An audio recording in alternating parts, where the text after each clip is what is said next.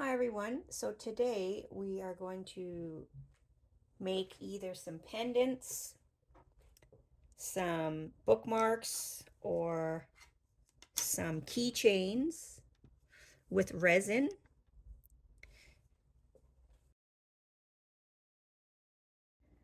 So how this works is you're going to take a spoon of A, a spoon of B, and mix them together. It has to be equal amounts of A and B, and you mix it for 3 minutes. And then you're going to add any materials that you want to put inside, like glitter, resin pigment, some dried flowers, etc. And then they have to dry for 24 hours before they can be removed from the molds. First thing you need to do is go and choose a mold. I would recommend writing your name on here, on the mold, and then we can keep all of these in one place to dry, and then we can bring them out at the next meeting. But you should write your name on here so we'll know which one is yours. So step 2 is, after you've chosen your mold, is you're going to go and choose some materials that you're going to want to use to put inside your molds. So we have like a fine glitter. We have lots of different kind of chunky glitters and beads. And then we also have resin pigment. That is if you don't want to have a clear, then you can add a drop or two of this and it'll change the color of your resin. You're going to go over and get some gloves, because gloves are very important, because you're not supposed to get this on your hands, especially the mixture of B. Or if you prefer, there's these little fingers. They just cover your fingers so you don't have to have like the huge glove all over. All right, so you're going to go to the table that has the A mixture. And honestly, we probably only need about 1 spoon to fit in these little molds. These little molds here. These molds are very flat, so they actually don't hold much solution. So you can start off by taking a mixture of A and then 1 spoon of B. If you need more later, then you can come back and get another spoon and mix. You have to have an even amount of A as B. I'd like everyone to use a different spoon for B, because we don't want to have any cross contamination between A and B. All you're going to do is mix this up for 3 minutes, and you have to actually mix slowly. If you mix it fast, you'll create yourself a bunch of bubbles, and then you'll have too many bubbles in your work at the end. Chosen any fine glitter.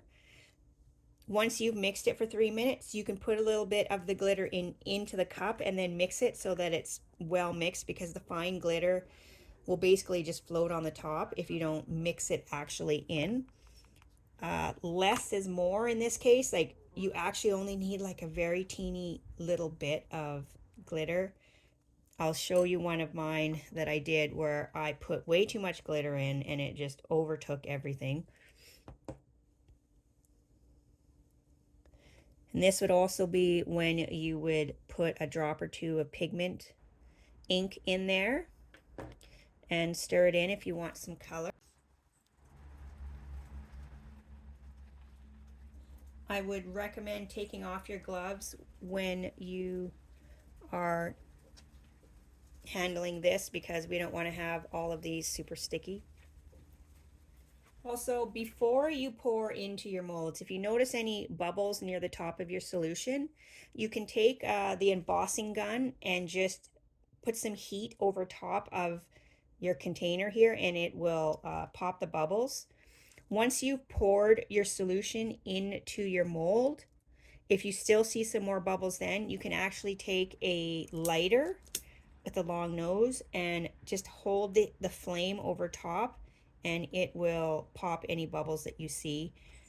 I would not use the flame though on these cups, because this is just plastic and the flame's going to melt your containers, but it will be okay on top of the silicone.